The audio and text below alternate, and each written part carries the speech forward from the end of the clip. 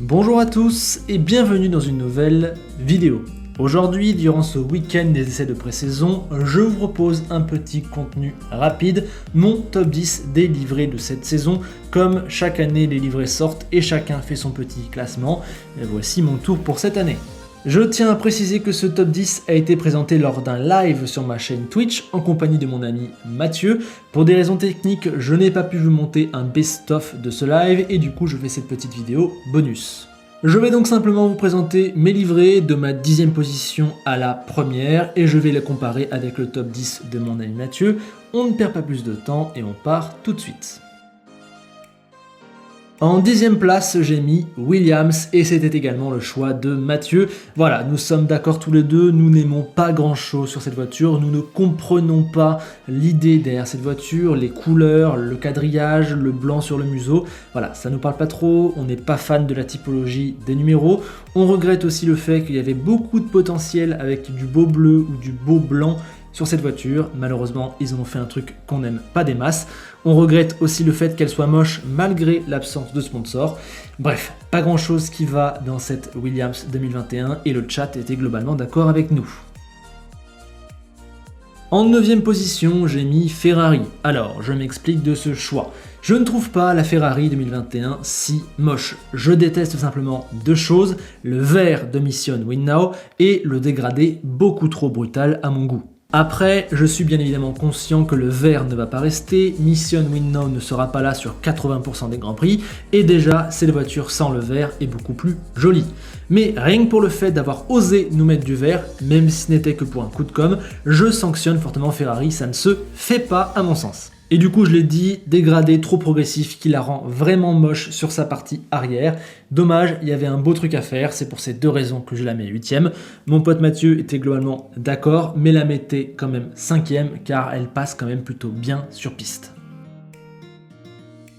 Nouvel accord entre nous deux à la 8e place où nous avons positionné la Mercedes. Malheureusement, nous trouvons ces voitures moins jolies que l'an dernier et il y a plusieurs points qui nous dérangent. On passe rapidement sur le rouge d'Ineos, il est malheureusement obligatoire, en plus il n'est pas si mal implémenté. Ce qui nous dérange surtout, c'est l'arrière de la voiture avec les AMG collés de partout, bien évidemment, mais aussi le côté gris, on ne comprend pas bien ce qu'ils ont voulu faire avec cette voiture. Est-ce qu'ils voulaient nous rappeler qu'avant elle était grise et qu'elle est devenue noire? Si oui, c'est plutôt mal fait. Sinon, pourquoi vouloir remettre du gris? Pourquoi le faire de manière aussi peu élégante et qui vient gâcher le reste de la livrée? On n'est pas fan et c'est dommage car sinon la belle ligne Petronas sonne très très bien et le noir est toujours aussi beau. Voilà, on regrette que ce soit vraiment une évolution négative par rapport à l'an dernier. Notons aussi les numéros dont nous ne sommes vraiment pas fans. En 7e position, j'ai positionné l'AlphaTauri et Mathieu l'avait mise 6e, une voiture que nous ne trouvons pas moche mais légèrement moins belle que l'an dernier. L'inversion des couleurs marche plutôt bien sur l'arrière, mais pour moi pas du tout sur la face avant où le côté vraiment tout bleu navy ne fait vraiment pas beau. Pas fan également de ce qui est écrit sur les petites ailettes avant, j'aurais plus vu le logo de la marque. De côté et en piste ça passe mieux, je préfère le placement du logo plus haut comme ça. Ce qui me dérange sur le profil, c'est la ligne blanche qui pour moi remonte vraiment un petit peu trop haut sur cette voiture et qui vient gâcher le trait. Donc en gros, c'est pas moche, mais ça ne fait pas partie des meilleurs livrets de cette saison pour nous deux. Gros désaccord maintenant en 6e place où j'ai eu le culot, diront certains, de positionner l'Aston Martin.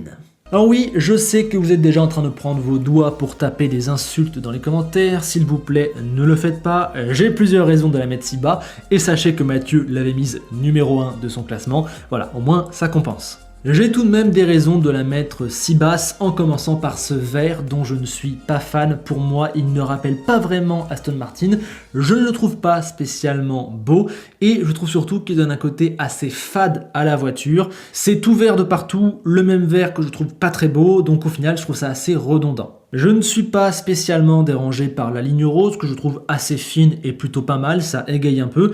Ce qui me dérange en revanche, c'est la typo des numéros que je trouve très très moche et le placement et l'écriture des sponsors, on dirait qu'ils les ont collés un petit peu au hasard de manière cubique.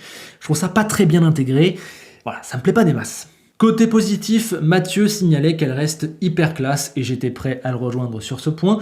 Il disait également qu'on l'a échappé belle car avec le rose ça aurait pu être bien pire. Donc voilà, je ne mets la Stone que 6ème car je n'aime pas trop le vert, je le trouve un peu fade et j'aime pas les placements des sponsors.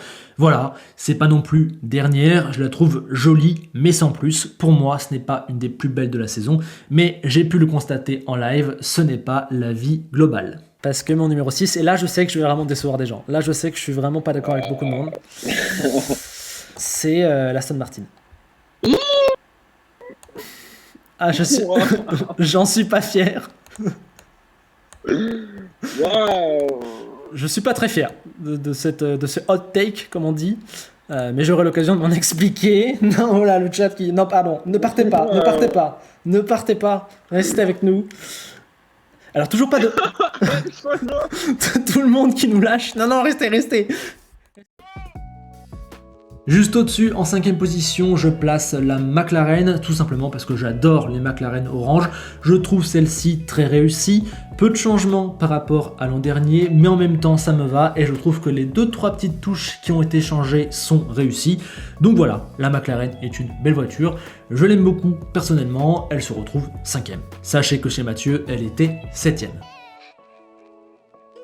Plus on monte dans ce classement, plus vous devez vous étonner de ne pas voir une voiture. Et oui, j'ai nommé la Haas, qui nous a beaucoup été réclamée dans les places très bas durant le live, mais que Mathieu et moi mettons tous les deux 4ème et nous avons de très bonnes raisons à cela. Oui, le drapeau russe et tout ce qu'il y a derrière nous gêne un petit peu, mais quand on en fait abstraction et quand on regarde la livrée au global, eh bien nous la trouvons tous les deux vraiment très très belle. Elle est simple, elle est épurée, les couleurs collent bien et en plus quelques photos sur la piste sont sorties et je la trouve vraiment magnifique. Il y a également peu de sponsors, ça rend très bien, pour nous elle claque et on fait abstraction du fait que ce soit la Russie, Mazepin et Haas, on ne prend que la peinture si vous voulez et pour nous c'est réussi. En 3ème position, et ça a été un de nos plus gros désaccords, j'ai placé la Red Bull. Mathieu l'avait mise 9ème. En fait, c'est très simple. 2 éléments. J'adore cette livrée. Et je suis pas dérangé par le fait qu'il ne change pas. Donc mécaniquement, elle est très haut. Voilà. Heureusement qu'on aime ta chaîne et pas tes goûts. Non. Non, merci John, moi ça me touche. Énorme. Mathieu, lui, a pointé du doigt le fait qu'il ne prenait pas assez de risques, qu'il y avait moyen de faire des trucs vraiment très jolis, et j'étais d'accord avec lui quand on voit ce qu'ils font en version caméo chaque hiver. Donc voilà, un petit point de désaccord, je la trouve simplement jolie, dites-moi votre avis dans les commentaires. Pour la dernière fois de la soirée, nous allons être d'accord avec Mathieu, puisqu'en 2ème place, nous mettons tous les deux l'Alpine. Nous en avons longuement débattu en live, nous l'avons décortiqué sous tous ses aspects et nous trouvons cette Alpine vraiment magnifique sur chaque point de vue. Le bleu nous plaît, l'implantation du drapeau français nous plaît, les sponsors sont bien intégrés. Bref, il y a peu de choses qu'on n'aime pas sur cette voiture et ce qu'on a surtout souligné, c'est le fait qu'il y avait moyen de faire un truc vraiment très moche et qu'ils ont vraiment bien réussi leur défi sur cette livrée, ils ont vraiment bien bossé. Seul petit point qu'on n'aime pas trop, la typographie des numéros, c'est vrai que c'est pas très délicat. Après, je trouve quand même que cette Alpine est une immense réussite. Dans le chat, on nous a demandé si on la mettrait aussi haut si on n'était pas français, question à laquelle on peut pas trop répondre, mais j'ai quand même l'impression que l'avis global de la communauté, notamment anglaise, qui est très présente, et que cette Alpine est vraiment très jolie. Dites-moi votre avis.